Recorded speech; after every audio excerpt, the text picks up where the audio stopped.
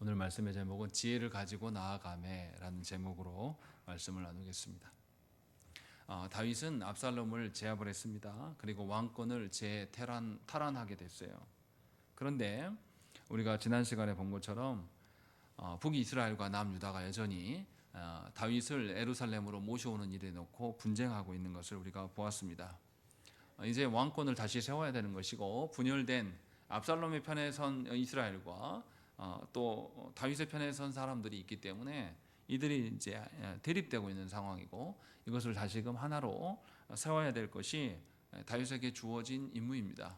그렇지 않으면 연약 백성들은 함께 하나님 나라를 이루어갈 수가 없는 그런 형국에 놓여 있는 것이죠. 과연 다윗은 어떻게 이 하나님께서 주어진 일들에 대해서 어떻게 대하는가라는 것이 오늘 20장의 말씀이고, 그런데 다윗의 태도가 정말 이상할 정도로 의아스럽습니다. 이런 것이 나타나고, 또 그러한데도 불구하고 마지막은 뭐라고 되어 있냐면 사무엘하 8장에서 언급되었던 다윗의 그 정부의 내각이 구성되어지는 걸 다시 설명합니다. 그러니까 23절부터 26절의 말씀 보면 다윗이 어떻게 했는데 내각이 다시 세워졌다. 내각이 다시 세웠다라는 것은 나라가 잘 세워져 가고 있다는 뜻이에요.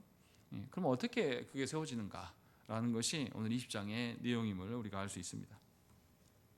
자, 그러면 다윗이 처해 있는 상황이 어떠한지를 우리가 보십시다. 우리가 지난주에 보았던 19장 40절부터 43절 말씀에 보면 북이스라엘과 남유다가 다윗을 모셔오는 것 가지고 분쟁하는 것을 보게 됩니다. 북이스라엘이 우리 몫이다 라고 하면서 유다 사람들에게 시비를 걸고, 유다도 굉장히 강경하게 대응하면서 이들이 하나 될 수 없음을 우리에게 보여줘요. 그런데 그 상황 속에서 다른 일이 하나 더 터집니다. 1절에 보시면 거기 불량배가 하나 있다라고 말하는 것이죠. 불량배의 이름이 세바인데, 이 사람이 어느 지역 사람이냐면 베냐민 사람이라고 이야기합니다. 베냐민 사람은 어떤 사람들입니까? 사울의 사람들이에요. 사울이 베냐민 지파 사람이거든요. 그러니까 아직도 이 나라가 사울을 중심으로 한 사람과 다윗을 중심으로 한 사람이 하나 되지 못하였음을 지금 보여주고 있는 것이고, 이 베냐민 사람 세바가 뭐라고 말하냐면 우리는 1절입니다. 우리는 다윗과 나눌 분깃이 없으며 이세 아들에게 받을 유산이 우리에게 없다라는 것입니다. 이 말은 뭡니까? 우리는 사울을 따르는 사람인데 저 다윗과 이세 지방과 우리가 무슨 상관이냐라는 거예요. 저를 왕으로 세울 이유도 없고 우리에게는 저들과 함께할 이유가 없다라고 선을 그어버립니다.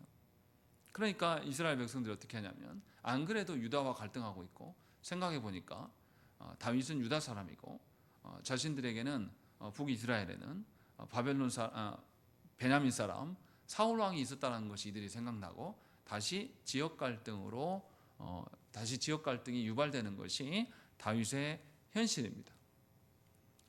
이렇게 사람들의 논리는 하나 되기가 굉장히 어려워요. 그래서 2절에 보시면 온 이스라엘 사람들이 다윗 따르기를 그치고 올라가 비그리의 아들 세바를 따르나 유다 사람들만 왕을 따르고 있다라고 이야기하는 것이죠. 이게 이제 다윗에게 당면한 문제입니다. 사울의 문제가 끝난 줄 알았는데 여전히 문제가 되고 있고, 이 지역 감정을 해결해야 될 그 어려움이 다윗에게 놓여 있어요. 그러면 다윗은 이 나라를 하나 되게 하는 일을 우선 해야 됩니다. 그런데 다윗이 좀 이상한 일을 벌입니다. 3절의 말씀을 한번 보겠습니다. 3절 읽겠습니다. 시작.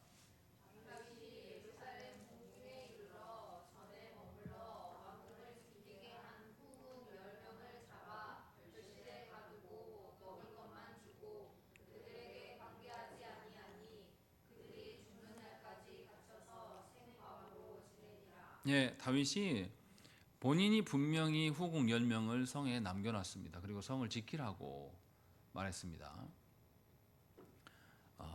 이 여인들이 무슨 힘이 있겠습니까? 그리고 다윗이 이 여인들을 데려가지 않았어요. 후궁입니다. 후궁. 다윗이 만약에 이 여인들을 정말 자기의 아내로 생각했으면 어떻게 했겠습니까? 도망할 때 자기 식구예요. 식솔이에요. 식구라고 생각하면 어떻게 하겠습니까? 데리고 가는 것이 정상이에요. 근데 일단 데리고 가지 않았어요. 그리고 더 이상한 것은 이 여인들을 보고 궁을 지키라고 하는 거. 어떻게 지킵니까? 아무 힘도 없는데. 그것도 이상해요. 그런데 돌아와서 하는 말이 뭐라 그러냐면 이 후궁 10명을 붙잡아서 별실에 가두고 먹을 것만 주고 그들에게 관계하지 아니하였다라고 이야기하고 있습니다. 이 여인들은 어떤 여인입니까? 자기 아들 압살롬, 반역자 압살롬과 동침한, 어떻게 보면 압살롬에게 강간당한 여인들이죠. 자신이 남겨놨고 자신이 보호하지 않는 결과로 인하여서 이 여인들은 어떻게 보면 더럽혀진 여인들이에요. 그런데 다윗이 지금 뭐 하고 있는 거냐면 관계하지 아니하였다, 이들과 단절했다라는 것을 보여줍니다. 지금 뭘 말하려고 하는 겁니까? 다윗이 지금 뭐에 집중하고 있어요? 나는 반역자 압살롬과 관련된 일에 대해서 완전히 손을 끊는다. 이것을 누구에게 보여주고 싶은 겁니까? 백성들에게 보여주고 싶은 거예요. 지금 다윗이 해야 될 일이 뭡니까? 지역주의, 이기적인 이 사울의 집안 중심으로 한 이스라엘, 북이스라엘과 자기의 지파인 남유다 쪽, 이쪽 사람들이 분열되어 있는 상태인데 다윗이 지금 하는 것은 자기 이미지 관리를 하고 있는 겁니다. 그러면서 이 후궁들을 어떻게 대하냐면 평생에 가둬두고 그냥 먹을 것만 줍니다. 죽는 날까지 갇혀서 생갑으로 지냈다라고 되어 있는 것입니다. 이 여인들은 사실은 압살롬에게도 피해당한 사람들이에요. 그리고 다윗에게도 어떤 대접을 받습니까? 아내 대접을 받는 여인들이 아닙니다. 굉장히 비참한 여인들이에요. 다윗은 이 후궁들을 그냥 자기의 일회용 용품 정도, 소모품으로 사용하고 있는 것을 우리가 알 수가 있습니다. 왕이 이런데 누가 왕을 따르겠습니까? 정말로 이해가 되지 않는 다윗의 선택이에요. 정치적인 술수로 보면 이게 한 계책일 수가 있죠. 그럴 수 있죠. 정치적인 어떤 사안으로만 밟힌다면 그럴 수 있어요. 어젯밤에 한 멍청한 인간이 나라를 뒤흔들고 조국 대한민국을 땅바닥에 내팽개치는 일, 정치적인 술수로도 이해되지 않는 미련한 술수를 다윗도 지금 하고 있는 겁니다. 그러면서 자기는 압살롬과 상관없는 것처럼 행동을 해요. 그런데 압살롬이 누굽니까? 다윗의 아들이에요. 아무리 끊으려고 해도 끊을 수 없는 관계란 말이에요. 그런데 다윗은 이해할 수 없는 일들을 3절에 먼저 해요. 예루살렘에 돌아오자마자 제일 먼저 한 게 이 일입니다. 이게 그렇게 큰 일일까요? 그런데 다윗은 이거 먼저 시행합니다.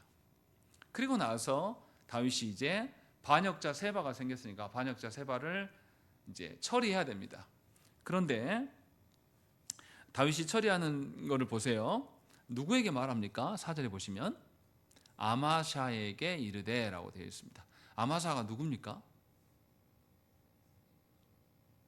압살롬의 군대 장관이었어요. 압살롬의 군 지휘관으로 세워졌던 사람이에요.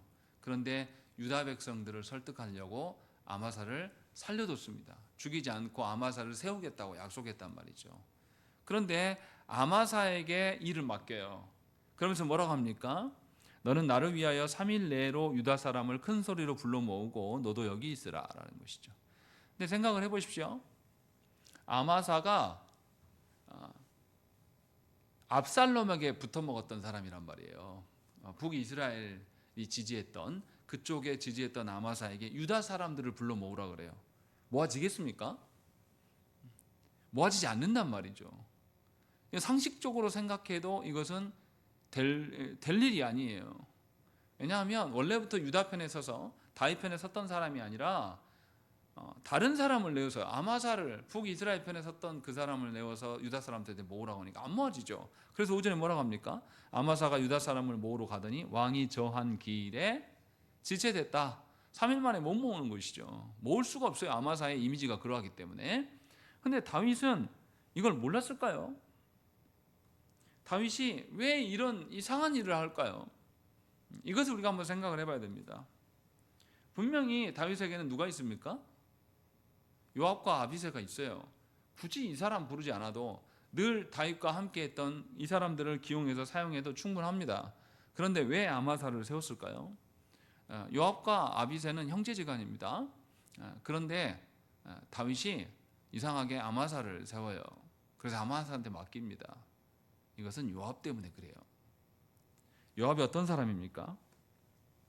요압은 다윗에게 있어서 뗄 수 없는 정치적인 어떤 수완자이고 동지예요. 그런데 꼭 좋은 관계라고 말하기는 어렵습니다. 요압은 다윗에게 골치 아픈 문제를 늘 해결해 줬던 사람이에요. 다윗이 범죄했을 때 다윗이 자신의 범죄를 가리우기 위해서 우리아를 처리해 달라고 했을 때 요압은 누구에게도 발설하지 않고 우리아를 죽입니다. 그리고 다윗의 범죄를 가려준 사람이에요. 근데 다윗이 신뢰할 만한 사람입니까? 아니에요. 요압은 우리아만 죽인 사람이 아닙니다. 다윗의 허락이 없이도 누구를 죽입니까? 아브넬을 먼저 죽여요. 북이스라엘의 거의 실권자였던 아브넬을 쉽게 죽여버립니다. 물론 이 일이 다윗이 통일 왕국의 왕으로 되는데 도움이 될 수도 있었을 거예요. 그런데 요압은 이런 식으로 항상 자기 판단대로 행동한 사람입니다. 다윗의 말을 듣지 않아요. 더더구나 다윗이 압살롬과의 전쟁에 나아갈 때에 요압에게 특별히 당부했어요. 압살롬을 험하게 다루지 말라. 우리 아들을 좀 잘 봐달라라고 요청을 한 것이죠. 그런데도 어떻게 합니까? 요압은 압살롬을 죽여요. 어떤 상황에서 죽입니까? 압살롬이 저항할 수 없는 상황이 있어요. 나무에 매달려 있어요. 아마 나무에 매달려 있다라는 것이 노새를 타고 가다가 빠른 속도로 도망하다가 나무에 딱 걸렸을 때 어떻게 될까요? 사람이 아마 맨정신이 아니고 실신에 있을 겁니다. 이렇게 딱 머리가 걸려가지고 목이 대롱대롱 탁 갑자기 채지면서 매달리면 얼마나 고통이 크겠습니까? 아마 기절해 있을 거예요. 살아있다 해도 아마 도망가지 못하는 그런 상황. 그 상황에 있는데 요압이 가서 칼로 찔러 죽입니다. 자기만 찌르는 게 아니라 요압의 무기를 든 자들이 가서 어떻게 합니까? 10명이 쫓아가서 창으로 함께 찔러버려요. 이런 사람이에요. 요압은 다윗의 의중보다는 요압이 생각했을 때 자신에게 뭔가 자신의 앞길에 가는데 방해가 되는 자가 있으면 다윗의 허락을 받지 않고 누구든지 죽이는 사람입니다. 그처럼 다윗에게 요압은 결코 충성스러운 신하가 아니에요. 다윗도 이걸 알고 있습니다. 그래서 굉장히 껄끄러운 상황입니다. 그렇다고 해서 요압을 버릴 수도 없어요. 요압을 버리면 지금까지 다윗을 함께 따르던 군사들이 신뢰를 잃게 되기 때문에 버릴 수 없는 그런 지경입니다. 요압의 공로가 분명히 있긴 있어요. 그런데 요압이 다윗이 부릴 수 있는 그런 군사가 아니에요. 그래서 다윗은 요압을 부르지 않습니다. 그리고 아마사를 부른 겁니다. 그런데 아마사도 그럴 능력이 없어요. 유다 사람들을 모을 수가 없는 사람임을 이제 알게 된 거죠. 그러니까 다윗이 이제 조바심이 생긴 겁니다. 그래서 6절에 뭐라고 합니까? 다윗이 요압 대신에 누구를 불러요? 아비새를 부릅니다. 그러면서 뭐라고 그러냐면 이제 비그리의 아들 세바가 누구보다 우리를 더 해한다. 압살롬보다 더 우리에게 위협이 될 수 있다라고 말하는 거예요. 이게 사실입니까?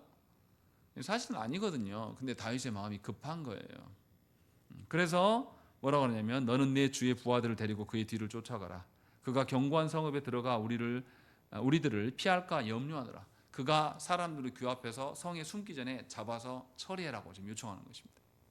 다윗이 뭔가 아비새를 부르는 것 역시도 누구를 피하려고 요압을 기용하지 않고 싶어서 이 일을 하고 있는 겁니다. 그러니까 지금 다윗의 마음이 어디에 가 있습니까?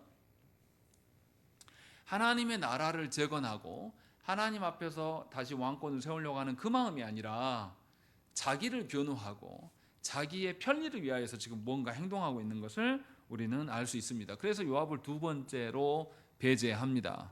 그런데 7절 보세요. 이렇게 했는데 누가 따라갑니까? 요압을 따르는 자들과 그렛 사람들과 블렛 사람들과 모든 용사들이 다 아비새를 따라 비그리 아들 세바를 뒤쳐 들어오고 예루살렘에서 나와. 요압의 군대가 따라갔다는 건 누구도 갔다는 겁니까? 요압도 따라간 겁니다. 요압은 다윗이 명하지 않았는데 그냥 가요. 이런 인간이에요, 요압은. 그래서 은근슬쩍 요압이 끼어들어요. 그리고 요압이 끼어들어서 뭐 합니까? 아마사를 따라온 아마사를 죽여버립니다. 요압과 아비새와 아마사와 다윗은 다 뭡니까? 다 친척 관계예요. 남이 아니에요. 그런데 요압은 그냥 죽입니다. 그리고 그냥 죽이는 것도 아니고 속여요. 입맞춤 하는 것처럼 하다가 칼로 배를 찔러요. 그래서 창자가 다 쏟아졌다 라고 성경 그렇게 이야기해요. 그리고 이 요압이 어떻게 합니까? 시신을 정리하지도 않습니다. 그냥 땅바닥에 그냥 다 쏟아진 채로 벌려놔요. 그냥 가버립니다. 그러니까 요압이 어느 정도의 상태입니까? 요압이 지금 다윗의 허락을 받지 않고 사람을 죽인 일이 굉장히 많아요. 아브넬을 죽였고, 우리아도 다윗이 명령한 것이면 죽였고, 다윗의 아들 압살롬도 죽였어요. 이 정도 되면 이제는 이렇게 했는데 다윗이 제재를 합니까? 안 합니까? 다윗이 제재를 못해요. 왜요? 우리아를 죽인 것이 자기가 우리아를 죽여달라고 시킨 장본인이거든요. 교정이 안 됩니다. 이 정도 되니까 이제 요압이 어떻게 해요? 누구를 죽이는 일에 대해서 죄책감이나 다윗의 눈치를 봅니까? 다윗의 눈치는커녕 누구 눈치도 안 봐요. 그와 함께 하고 있는 군사들 눈치도 안 봅니다. 그냥 시신을 성경에 보면 뭐라고 되어 있냐면 12절의 말씀 보시면 그 청년이 모든 백성이 서 있는 것을 보고 아마사를 큰 길에서부터 밭으로 옮겼다라는 거죠. 아마사를 죽인 시신을 큰 길에 놔뒀다는 거죠. 군사가 지나가는 그 길에 뒀어요. 창자가 다 배에서 흘러나와 가지고 처참하게 피범벅이 되어 있는 상태를 모든 군사들이 봐도 요압은 그거에 대해서 의식이 없어요. 그냥 요압이 보기에 죽여도 된다고 생각하는 것이죠. 자기의 뜻이 왕의 뜻보다 더 중요한 것이고, 이렇게 행동하는 것을 군사들이 보고 있는데도 전혀 의식이 없습니다. 이런 리더를 만나면 군사들은 괴로울 수밖에 없습니다. 그래서 참담한 현실인 것이죠. 생각을 해보세요. 지금 요압이 누구를 죽였습니까? 요압과 아비새와 아마사는 다 같은 편이에요.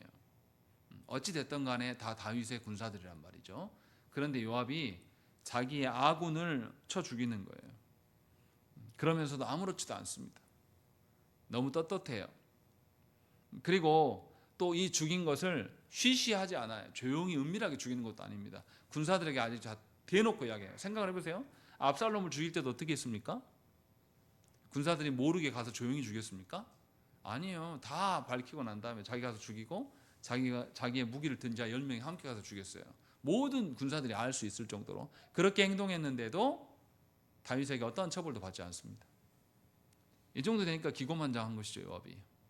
그리고 공개적으로 이 일을 선언해요. 그러자 11절에 그것을 본 청년의 반응이 나타납니다. 뭐라고 합니까? 요압의 청년 중 하나가, 이 청년은 요압에 소속된 군사예요. 아마사 곁에 서서 이르되 요압을 좋아하는 자가 누구이며 요압을 따라 다윗을 위하는 자가 누구이겠냐라고 이야기합니다. 이 말이 뭡니까?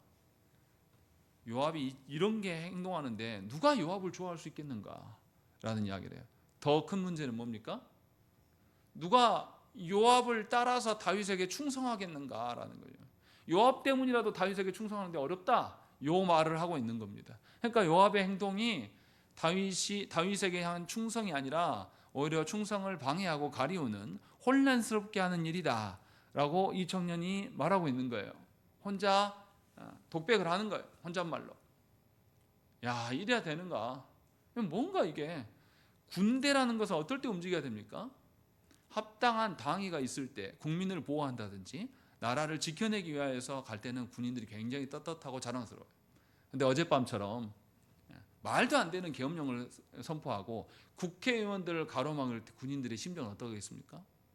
어제 어떤 배우가 국회에 달려나가서 자기도 특전사 707 여단 소속인데 너희 선배야. 내가 재단 20년 됐어. 근데 절대 흥분하지 말고 심하게 대하지 마라.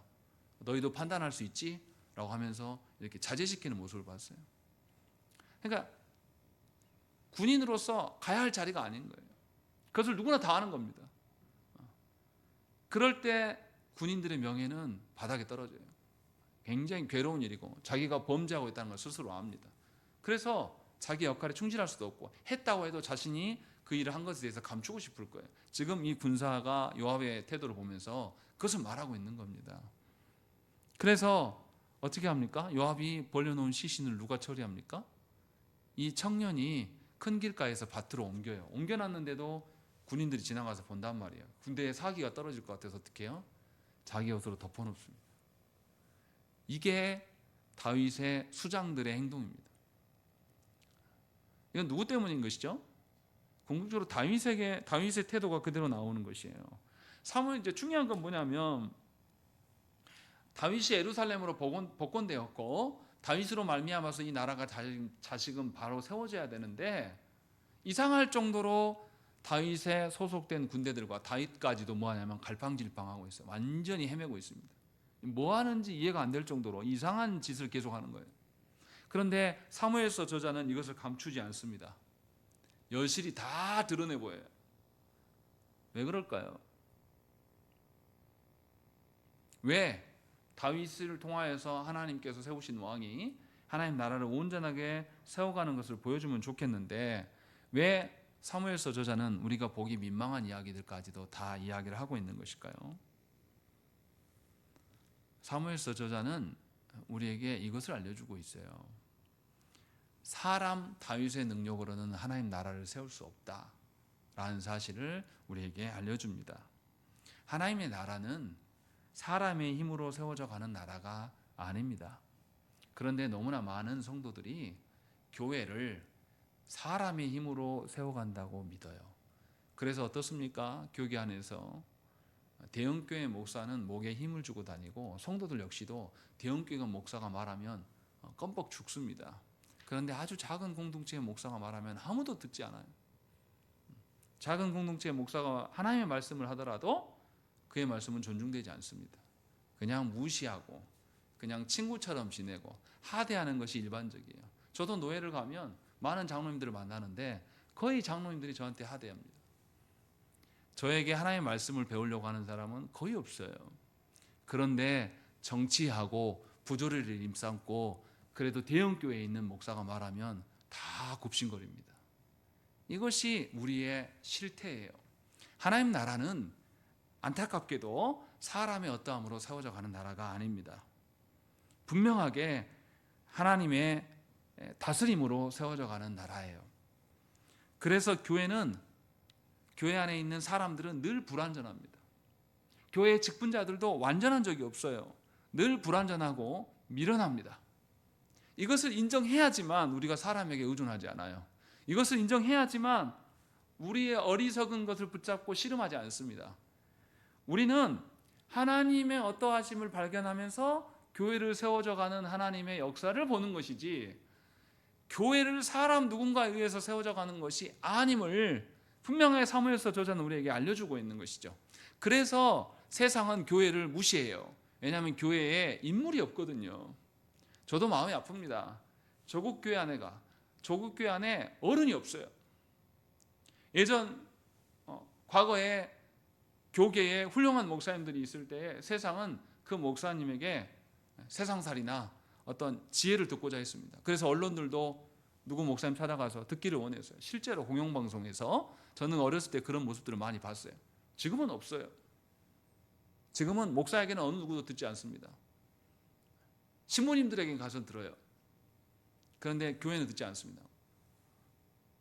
지금 하나님께서 조국 교회의 형편없는 모습을 우리에게 보여주는 것은 하나님 나라가 결코 사람에 의해서 세워지지 않는 것을 우리에게 알려주십니다. 그러니 저와 여러분들도 잘 알아들어야 돼요. 그런데 놀랍도록 많은 성도들이 교회는 완벽할 것이라고 착각합니다. 교회는 완전한 직분자가 있어야 한다고 생각을 해요. 그런데 우리 모두는 불완전한 존재이고 우리 중에서는 소망이 사실은 없습니다.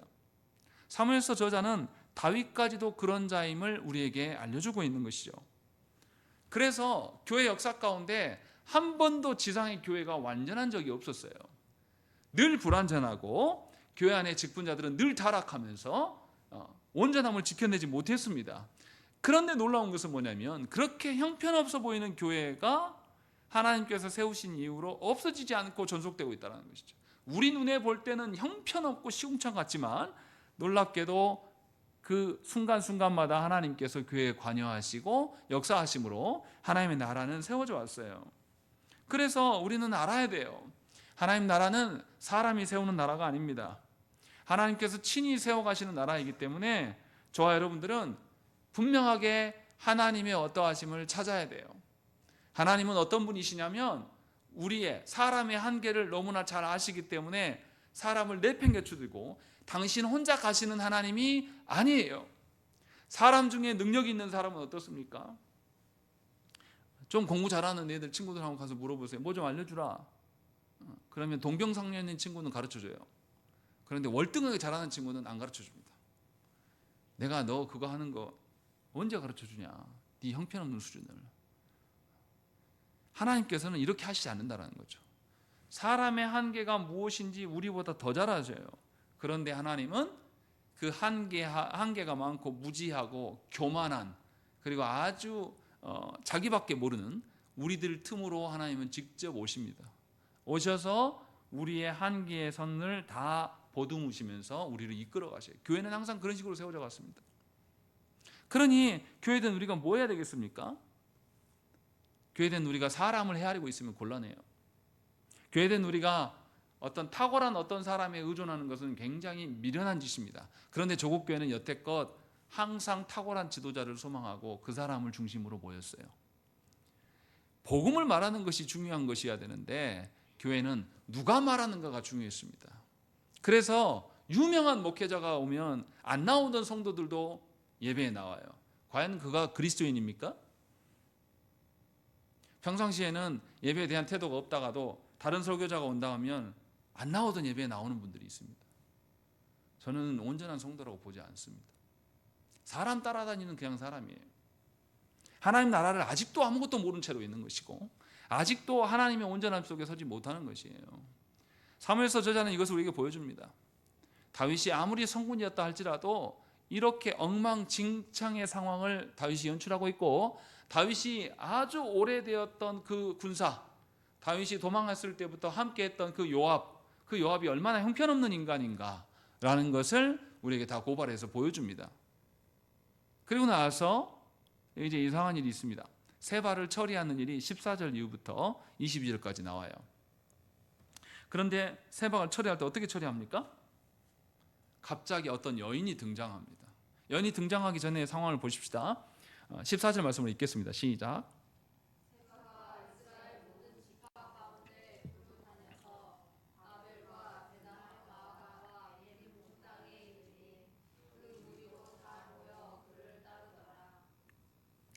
다윗이 걱정했던 일들이 이루어진 거예요. 앞에서 다윗이 빨리 보내라, 빨리 붙잡아라 하고 아비새에게 명령했는데 요압이 딴 일에만 집중하면서 하다가 어떻게 됩니까? 세바가 이스라엘 모든 지파를 돌아다니면서 군사를 모아요. 그리고 15절에 보시면 그들이 벳마아가 아벨로 가서 세바를 애우고 그 성읍을 향한 지역 언덕 위에 토성을 쌓았다는 거예요. 이 세바가 아벨성이라는 곳에 들어가서 군을 모집하고 있는 걸 확인된 거죠. 이제 그 성에 들어가 버렸으니까 어떻습니까? 잡기가 더 힘들어진 거죠. 사실은 다윗이 아비새에게 명령하면서 빨리 잡으라고 한 것이 이것을 방지하기 위함이었죠. 안 되니까 어떻게 하는 거죠? 그 성 옆에 토성을 쌓아요. 더 높이 쌓아가지고 그 성을 함락시키려고 이 수고를 하고 있습니다. 그때에 성읍에서 누가 나타납니까? 16절에 지혜로운 여인 한 사람 이렇게 나온 거죠. 많이도 아니에요. 딱 한 사람. 그런데 그 지혜로운 여인의 태도를 보세요. 굉장히 재밌습니다. 누구 보고 오라고 합니까? 요압을 가까이 오라라고 이야기하고 뭐라고 합니까? 요압에게 당신이 요압이냐라고 물으니까 그렇다 요압이다라고 이야기하니까 어떻게 하죠? 내 말을 잘 들으십시오라고 이야기하니까 요압이 뭐라고 합니까? 잘 듣겠습니다라고 이야기합니다. 이거 왜 써놨을까요? 다윗이 요압이 다윗의 말을 듣습니까? 안 듣는 사람이에요. 근데 이상할 정도로 웃기지 않습니까? 처음 보는 여자가, 그것도 전쟁 중에 여자가 나와서 말하는데 누가 듣고 있어요? 네. 요압이 여인이 말한 대로 와라 하면 오고 들어라 하면 듣고 있단 말이죠. 웃기지 않습니까? 이런 일이 현실에서 있을까요? 근데 있다고 지금 말하고 있는 거예요. 그렇게 잔머리 굴리고 그렇게 뛰어난 다윗의 말도 듣지 않았던 요압이 이상할 정도로 여인의 말을 듣습니다. 그런데 여인이 뭐라고 말합니까? 이 여인이 와라 들으라 하는 것만 아니라 그 다음에 요압을 요리해요. 가지고 놉니다. 뭐라고 말합니까? 18절 말씀을 읽겠습니다. 시작.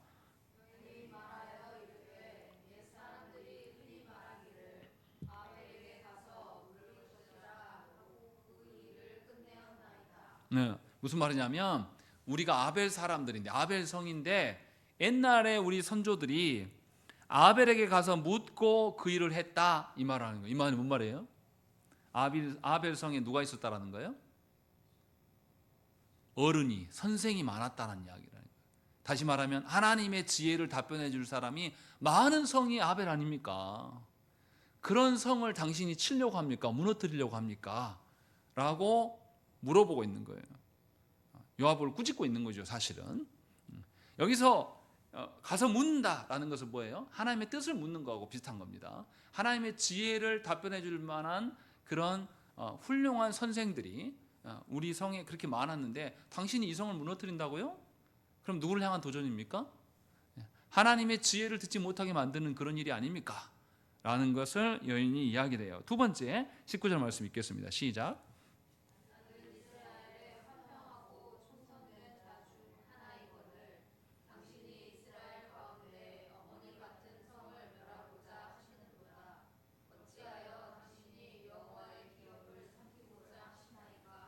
예, 여인은 두 번째 이야기해요. 나는 이스라엘에 화평하고 충성된 자다라는 것이죠.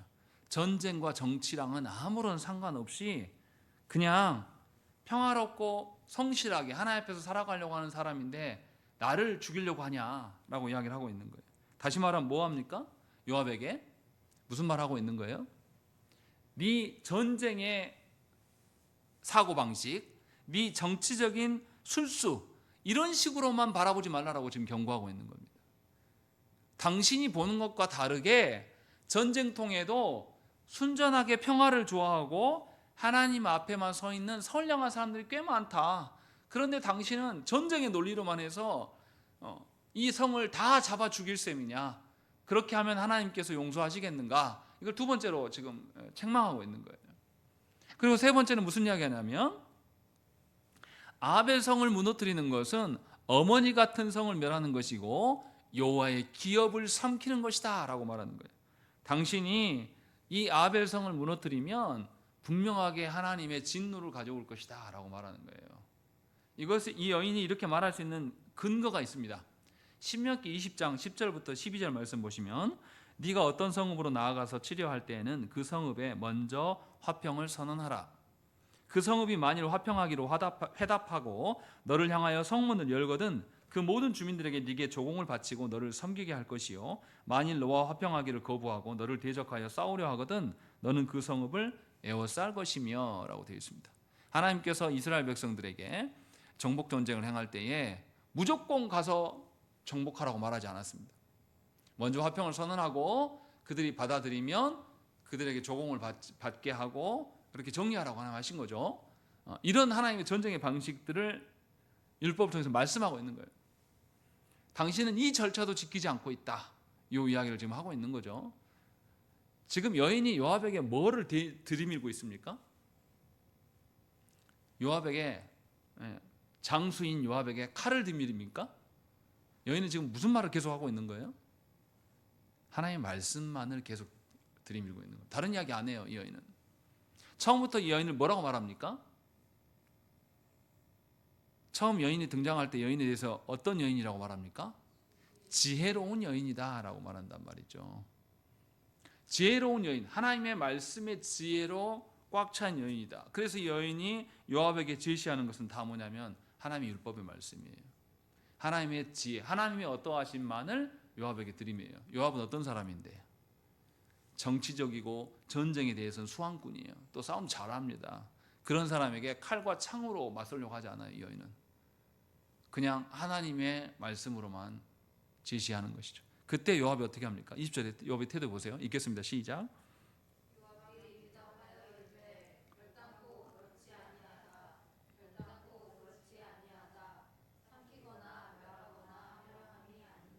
요압이 얼마나 다급했던지 뭐라고 합니까? 결단코 그렇지 않다. 결단코 그렇지 않다. 두 번이나 말해요.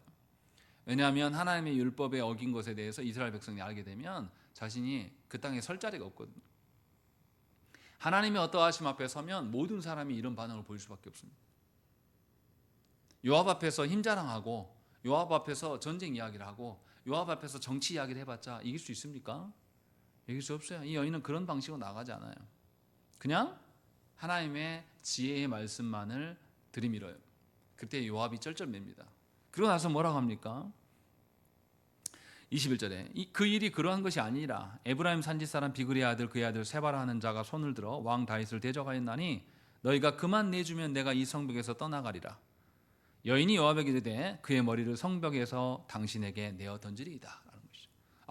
당신이 원하는 사람이 세바입니까? 알겠습니다. 세바 머리를 던져줄게요 라고 이야기를 해요. 여인이 무슨 자신감으로 그 성에서 세바를 준다고 할까요? 22절에 나와 있습니다. 읽겠습니다. 시작.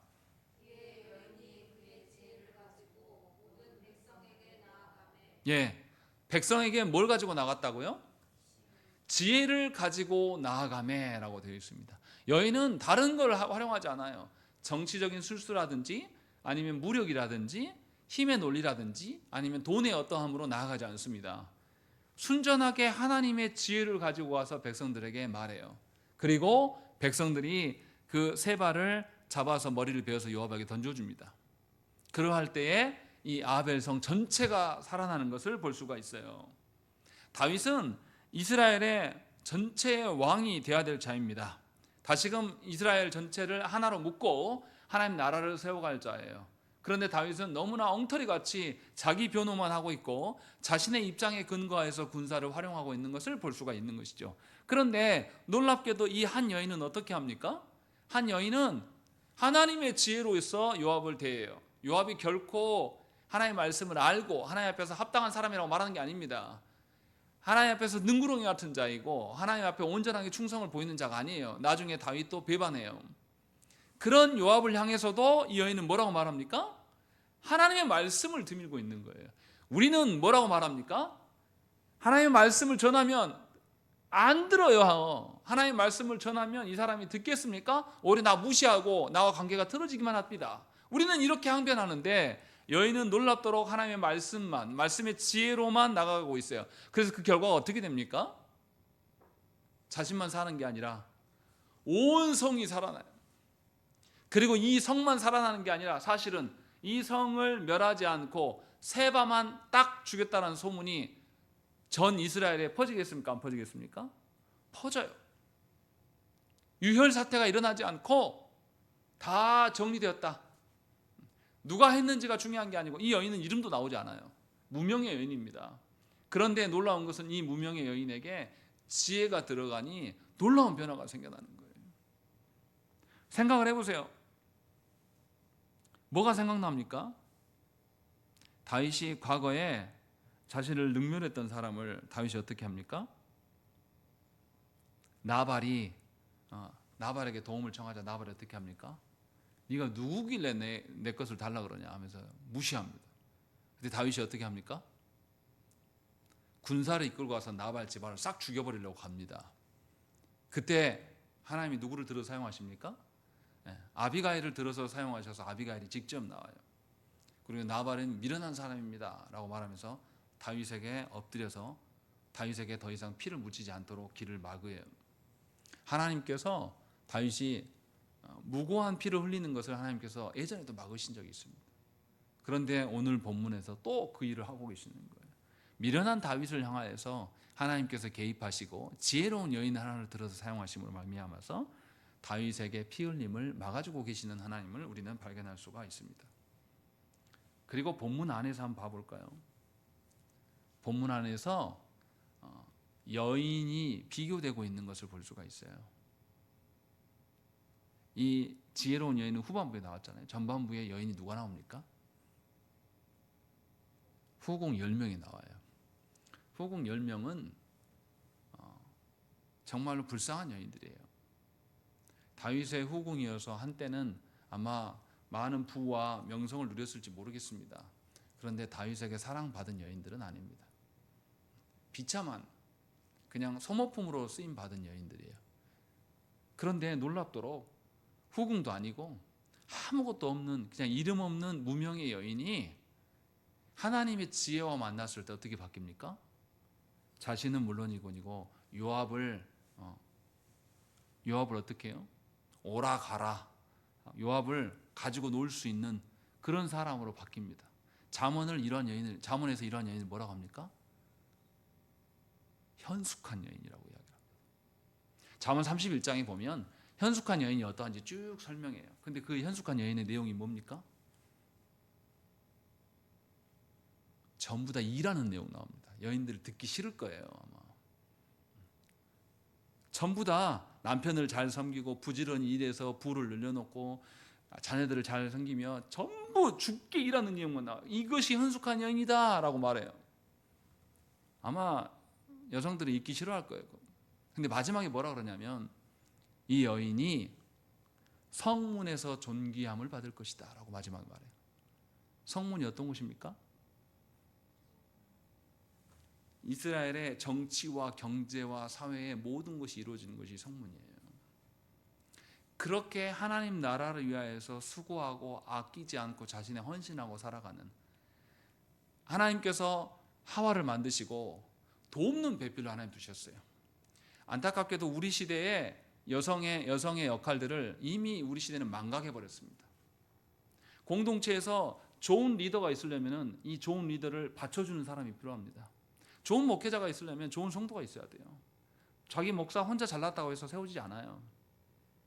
좋은 남편이 있으려면, 좋은 가정이 있으려면 받쳐주는 좋은 아내, 순종이 무엇인지를 보여줄 수 있는 그 순종의 어떠함을 보여줄 여인이 필요한 거예요. 하나님께서 우리를 교회를 뭘로 여기십니까? 신랑으로 여기십니까? 신부로 여기십니까? 신부예요. 좋은 신부됨의 모습을 보일 수 있는 사람이 누구냐면 여인들이에요. 그런데 오늘날 한국교회 안에서 여인들이 그 역할을 하려고 하지 않습니다. 우리도 남자와 똑같은 자리에 설 수 있다. 왜 우리가 직분자 되지 못하느냐라고 말하면서 자기의 역할을 포기하고 떠나버려요. 그래서 전부 머리가 되려고 하는 거죠. 남자나 여자나 다 머리 되고 싶어 하는 거예요. 누가 그럼 공동체를 세웁니까? 하나님께서 범죄하기 전부터 하나님께서 그 아름다움을, 공동체의 아름다움이 어떻게 세워지는가를 여인에게 주어진 거예요. 타락하기 전에 주어진 거예요, 하나님께서. 그런데 우리는 그 창조의 원리를 거부합니다. 여성의 인권 어떻게 저쩌고 하면서. 그래서 우리 시대는 그렇게 현숙한 여인을 찾아볼 수가 없어요. 오해해서 들으시면 안 됩니다. 이 말은 남성도 포함되어 있습니다. 우리는 그리스도의 신부여야 돼요. 주님 앞에서 우리가 신랑 되려고 하는 인간들이 참으로 많습니다. 교회 안에. 자기를 드러내고 자기의 뜻대로 하고 싶은, 요압과 다윗처럼 되고 싶은 사람은 넘쳐나지만 이 이름 없는 여인처럼 하나님의 말씀의 지혜로 살아가려고, 그래서 하나님의 온전하심만을 드러내려고 하는 사람은 사실 우리 시대에 거의 없어요. 이것이 우리의 슬픈 현실이에요. 왜 우리가 조국 대한민국이 민주주의 어쩌고 저쩌고 하는 나라가 어떻게 윤석열 같은 인간을 대통령으로 뽑습니까? 저는 윤석열 씨 자체가 미운 게 아니에요. 국민들 수준이 정말 가관입니다. 우리가 뽑았어요. 제가 찍었단 말이 아니에요. 우리 국민들의 수준이 그 꼬라지라는 것이죠. 누구 욕할 것도 없습니다. 우리가 뽑아놓고 몇 년 되지도 않아서 지금 물러가라고 하고 있는 거예요. 얼마나 수준이 개차반입니까? 왜 국민들이 이렇게 됐습니까? 저는 교회의 책임이라고 생각을 해요. 교회가 하나님의 아름다움과 하나님 앞에서 온전하게 순종하여서 신부됨의 역함을, 하나님의 지혜의 어떠함을 보인 적이 없어요. 교회마저도 뭐냐면 머리가 되기를 원합니다. 교회마저도 머리된 인간만을 쳐다보고 있는 거예요. 그것이 전부인 양 말씀하고 있어요. 그런데 사무엘서 저자는 우리에게 말씀합니다. 다윗도 요압도 머리가 아니다. 지혜, 하나님의 지혜로 나아가는 자가 진정한 하나님 나라의 일꾼이다. 하나님 나라를 세워가는 데 이바지할 수 있는 자다라고 우리에게 말씀하고 있는 것입니다. 우리가 드러내야 될 것은 우리 자신이 아니에요. 우리가 드러내야 될 것은 하나님의 다스림입니다. 여러분 가정 안에 드러나야 될 것은 여러분 자신이 아니에요. 하나님이셔야 돼요. 여러분들은 수고하고 헌신하면서 이름 없이 빚도 없이 사그러다 가는 자가 되어야 한다는 것이죠. 그것을 오늘 말씀에서 우리에게 하고 있는 거예요. 그러니 하나님 나라를 세울 때 이상한 인간들이 출몰한다고 해서 이상해 여길 필요가 없어요. 사람은 다 그렇습니다. 더더구나 하나님의 말씀을 따르지 않는, 지혜로 나아가지 않는 사람들은 언제나 실망과 언제나 분열을 조장하고 언제나 더러움과 추접스러움을 여실히 다 드러낼 수밖에 없어요. 하나님께서 조국 교회 안에 그러한 모습을 보이는 이유가 무엇입니까? 우리가 누구를 쳐다보니까? 사람을 쳐다보니까 우리에게 알려주시는 거예요. 사람 볼 거 없다. 하나님의 온전하심 앞에 서야 되는 것입니다. 다시금 이 나라가, 다시금 조국 교회가 하나님의 지혜 없음에 대해서 슬퍼하며 애통해할 수 있는 그 나라가 되기를 위해서 우리가 기도해야 됩니다. 다시금 하나님의 지혜로 나아갈 때에 이 나라가 온전한 질서가 세워지는 거예요. 이게 말이 됩니까? 시대가 어느 시대인데 계엄령입니까? 이게 국가 비상 상태가 뭐가 있어요 지금? 그런데 계엄령이 되어지고 미사일을 탑재한 헬기가 상공에 떴어요. 만약에 한 명이라도 총을 쐈다든지 미사일 한 발이라도 발사해봤다고 해보세요. 어떤 일이 벌어졌을까요? 제2의 5.18이 일어났을 것입니다. 이런 일이 왜 일어납니까? 하나님의 지혜로 우리가 머리 숙이지 못하기 때문에 그래요. 교만한 우리들로 인하여서 벌어진 일입니다. 사람들을 보면서 격분하기보다는 다시금 하나님의 지혜를 찾읍시다. 다시금 우리가 인생길을 걸어갈 때에 사람의 수를 헤아리는 것이 아니라 하나님의 지혜로 나아갈 수 있기를 구하셔야 됩니다. 그러할 때에 하나님의 나라가 우리 안에 세워져 가는 것을 보게 될 줄로 믿습니다. 함께 기도하겠습니다.